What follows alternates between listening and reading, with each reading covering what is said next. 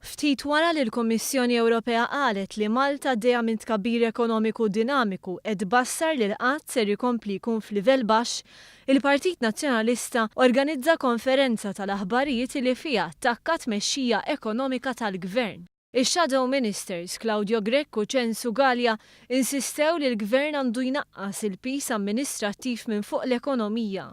Irrimarkajna li l-ekonomija Maltija fil-fatt sejra tajjeb tant li l-isbilanċ fil-baġit tal-Gvern ser ikompli jonqos kif ikkonfermat il-Kummissjoni Ewropea. Ifimni, jien naħseb huma żewġ aspetti kompletament differenti. Fakkarna li l-previżjoni tal-Partit Nazzjonalista l-ekonomija Maltija kienet għal kollox żbaljata meta qalu li Malta kien se jkollha bżonn bailout. Claudio Grech der skomdu. Kontu tgħidu li pajjiżna se jkollu bżonn bailout, pereżempju. Jiena rispondejtlek il-mistoqsija.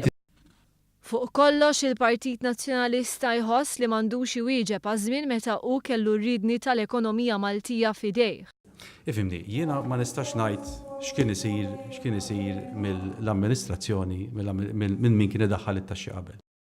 Il-kelliema tkellmu wkoll dwar l-impjiegi pubbliċi, rimarkajna li fl-aħħar 5 xhur ta' Gvern Nazzjonalista u fl-eqel ta' kampanja elettorali kien hemm żieda ta' 109 impjieg kull xahar. Fl-aħħar 5 xhur ta' Gvern Nazzjonalista kienu impjegati ma' settur pubbliku 651 ruħ.